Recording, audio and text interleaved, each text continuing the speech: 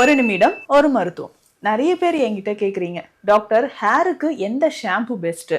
டேண்ட்ரஃப்க்கு ஒரு shampoo, hair ஃபால்க்கு ஒரு shampoo use பண்ணலாமா? அதுதாங்க இந்த பதிவில் பார்க்க போகிறோம். நான் உங்கள் டாக்டர் நித்யா, சித்த மருத்துவர்.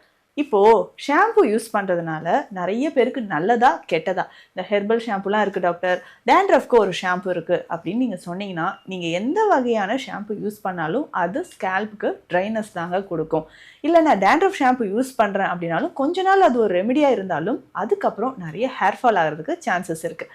இதுக்கு நேச்சுரலான ஹோம் ரெமெடிஸே நிறைய இருக்குது. ஹெர்பல் ஷாம்பு நம்ம எப்படி ரெடி பண்ணலான்றதும் தெரிஞ்சுக்கலாம்.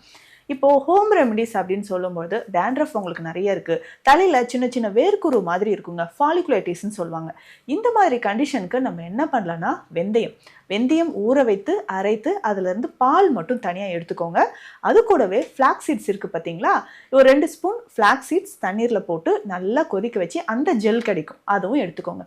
ரெண்டும் நல்லா மிக்ஸ் பண்ணிவிட்டு இது கூட ஒரு 1/4 டீஸ்பூன் அளவுக்கு மிளகுத்தூள் சேர்த்து நல்லா மிக்ஸ் பண்ணி தலையில் அப்ளை பண்ணிவிடுங்க. வீக்லி ஒன்ஸ் இந்த மாதிரி நம்ம ட்ரை பண்ணும்போது தலையில் இருக்கக்கூடிய டேண்ட்ரஃப் உங்களுக்கு குறைய ஆரம்பிக்கும். ஹேரும் நல்லா ஸ்மூத்தாக சில்கியாக உங்களுக்கு இருக்குங்க. இதை தாண்டி ஹேர் வாஷ் பவுடர் வீட்லேயே நம்ம ரெடி பண்ணலாம். இதில் கொஞ்சமாக சீக்காய் பொடி போட்டுக்கோங்க. அது கூடவே நம்ம பச்சை பயிறு, வெட்டி வேர், விளாமிச்சி வேர், ரோஜா இதழ்கள், ஆவாரம் பூ இது எல்லாமே சேர்த்து அரைச்சி இது கூட பாதி அளவுக்கு உசிலம் பொடி சேர்த்துக்கணும். அப்போ தான் ஸ்கேல்ப்போ இல்லை ஹேரோ உங்களுக்கு ட்ரை ஆகாமல் இருக்கும்.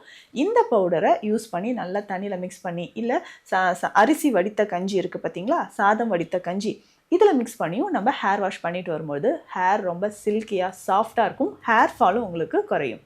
இந்த மாதிரி பயனுள்ள மருத்துவ தகவல்களுக்கு நம்ம பேஜை மறக்காமல் ஃபாலோ பண்ணுங்கள்.